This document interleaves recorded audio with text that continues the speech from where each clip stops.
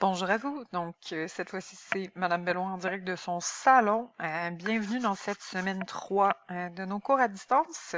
J'espère que vous allez bien. J'espère que vous l'avez bien vous-même. OK. Donc, là, je vais essayer de faire ça un petit peu plus rapidement que le dernier PowerPoint. Je sais que 15 minutes de moi qui vous parle sans être en direct avec vous, ça peut paraître un petit peu long. Donc, je vais y aller à l'essentiel. Donc là, je vais corriger avec vous vers la Révolution française. OK. Donc, pour commencer, bon, c'est génial, je viens de commencer, j'ai déjà pas de PowerPoint, tout va bien. Donc, pour commencer, en fait, la première chose dont je voulais vous parler, c'était le numéro 4. Même si c'est peut-être pas la meilleure façon de commencer, ça explique beaucoup de choses qui vont nous mener vers la Révolution française. Donc, je ne sais pas si vous vous souvenez, mais quand on avait parlé des pyramides sociales au Moyen Âge, il y avait trois catégories de personnes. Il y avait ceux qui prient, c'est-à-dire le clergé. Il y avait ceux qui combattent, c'est-à-dire la noblesse. Et il y avait ceux qui travaillent, c'est-à-dire le peuple. Au moment de la Révolution française, la société est encore divisée comme ça. Donc, c'est-à-dire qu'il y a la noblesse, le clergé et ce qu'on appelle le tiers-État. Donc, le tiers-État, c'est qui? C'est le peuple. C'est tous ceux qui ne sont pas des nobles ou des religieux. Donc, ça comprend les ouvriers, les artisans, les paysans, mais aussi les bourgeois.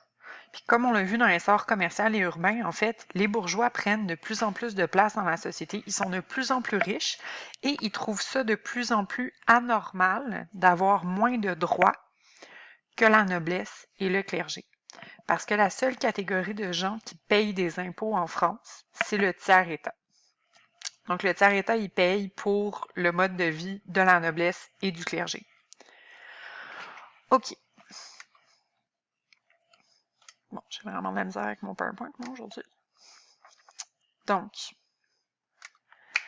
on va commencer par le contexte historique de la France au moment de la Révolution française. Donc, à quoi est-ce que ça ressemble la France au moment de la Révolution? La France est en crise économique pour plusieurs raisons. Parce que le roi et la reine dépensent sans côté, mais aussi parce que la France a participé à la guerre d'indépendance des États-Unis. Parce que les États-Unis se battaient contre leur métropole, c'est-à-dire l'Angleterre, qui était la rivale historique de la France.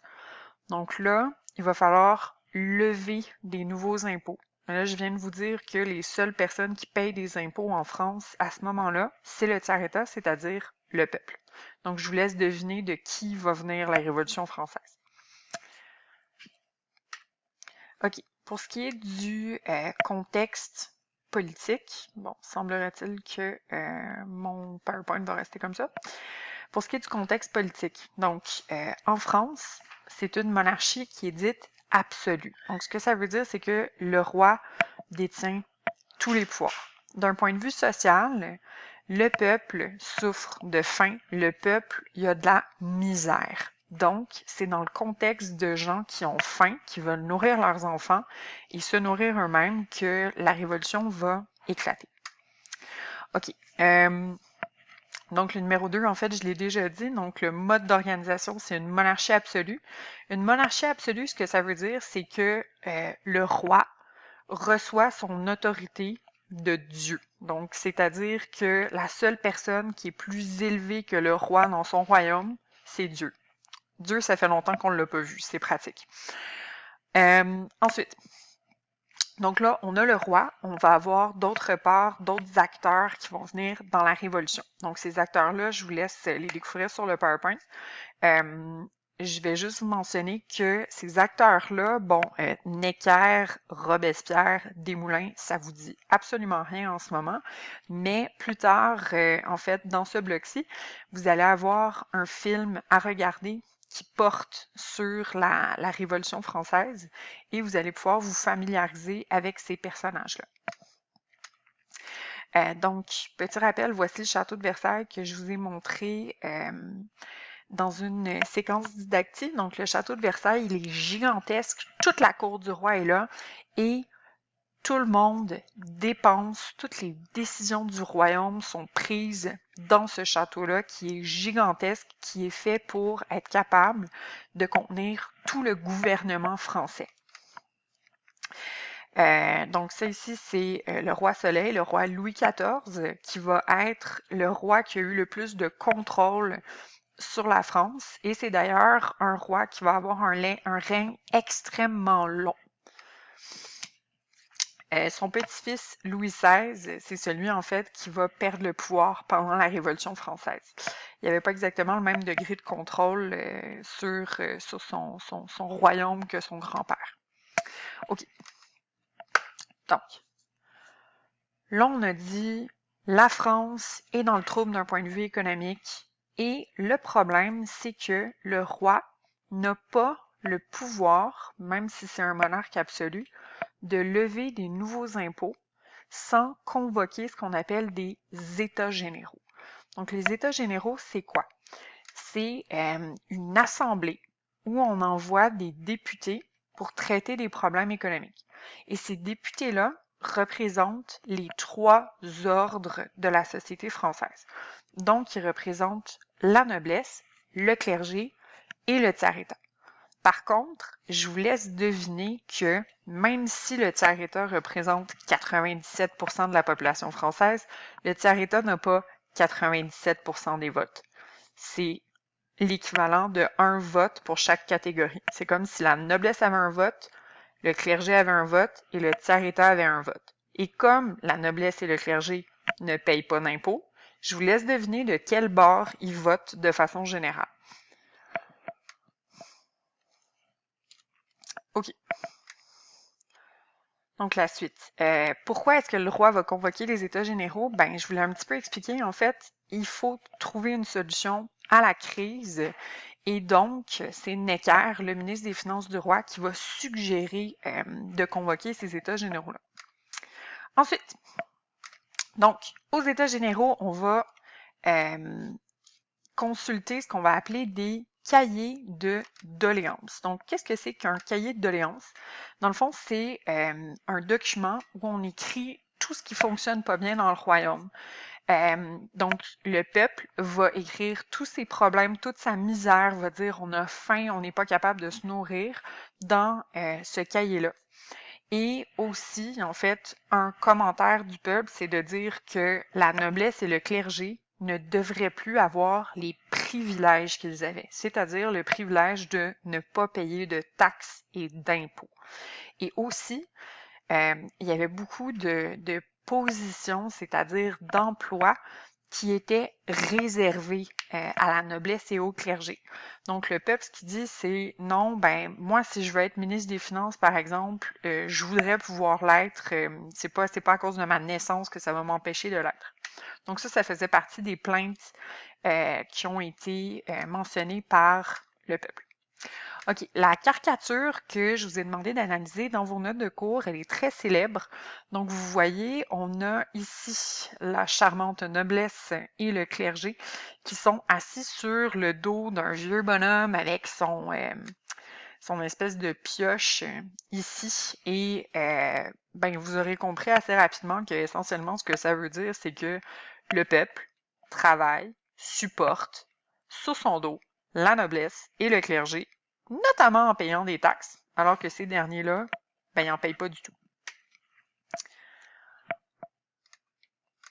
OK. Donc, la Bastille. Qu'est-ce que... Bon, j'arrête pas de me perdre dans mon propre PowerPoint, excusez-moi. La Bastille, d'un point de vue symbolique, qu'est-ce que ça va signifier? Ben, il faut que vous compreniez que la Bastille, c'est une prison. C'est un gigantesque bâtiment qui appartient à la monarchie. Donc, ce bâtiment-là, il symbolise le roi. Le peuple va prendre cette prison royale-là, ce qui symbolise la fin de la monarchie. Ils vont pas juste la prendre parce que c'est un symbole, en fait, ils vont aussi surtout la prendre parce que c'est l'endroit où est-ce que les stocks de poudre nécessaires aux armes à feu étaient gardés. C'est juste un bonus supplémentaire que c'est un symbole de la monarchie. C'était surtout très pratique d'être capable d'aller chercher la poudre à canon du roi. Donc, vous aurez probablement remarqué que j'ai sauté le numéro 9. D'ailleurs, j'en profite pour vous montrer ici une illustration de la prise de la Bastille. Donc, comme vous pouvez voir, la Bastille, elle est juste ici. C'est gigantesque, on dirait un château fort. Donc, effectivement, c'était une prison. Et c'était pas rien, si vous y pensez, un peuple qui est armé à moitié avec des fusils, mais aussi surtout avec des pioches et des fourches, de prendre une bâtisse qui est grande comme ça.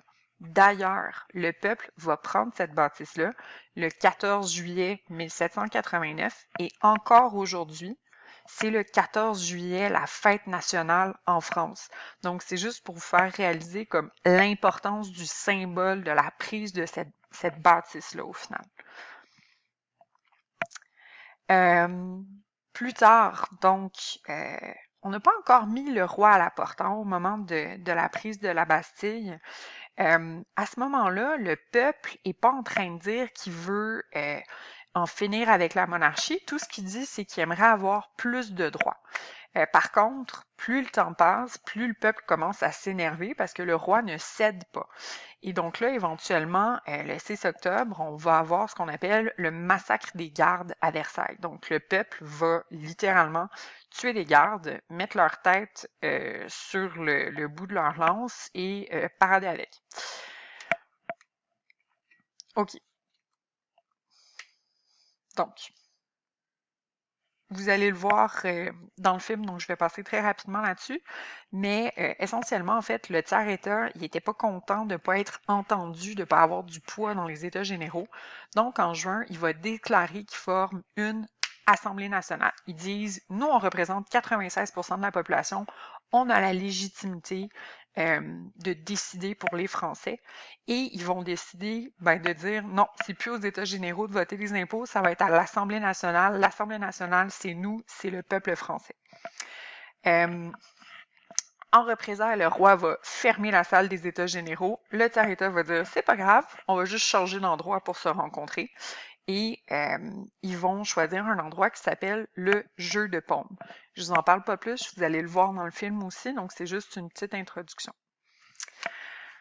Il y a quand même, par contre, et ça c'est intéressant, une partie du clergé de la noblesse qui va rejoindre la cause du tiers-État.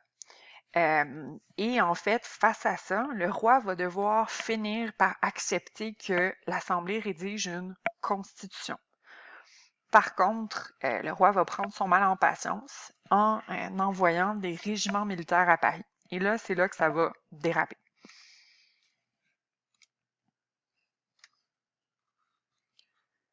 C'est là que ça va déraper, en fait, parce que c'est à partir du moment où il y a des régiments militaires qui sont appelés que là, le peuple va prendre les armes en réaction, en fait, à la convocation de ces régiments-là.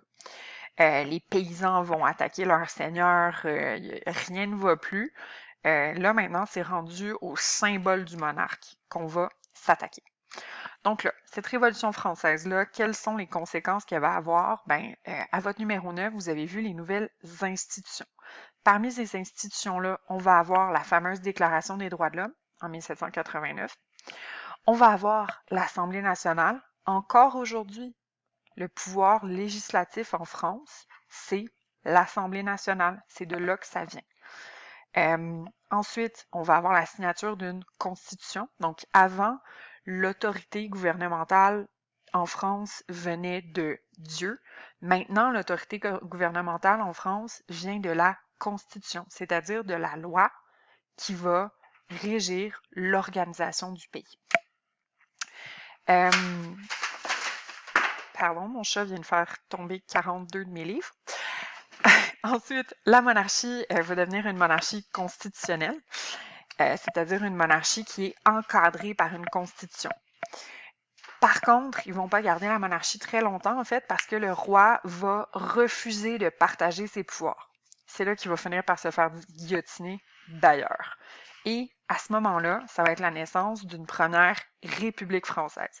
Et ça, c'est complètement nouveau en Europe. C'est le premier pays où ça arrive. Donc, c'est complètement nouveau. Et je suis en train de réaliser que j'ai franchement pas respecté ma promesse de parler moins longtemps que la dernière fois. J'espère que vous me pardonnerez parce que la Révolution française, c'est franchement pas un petit sujet. Donc, j'espère que vous allez bien. J'espère qu'on va se voir bientôt. Et bonne journée.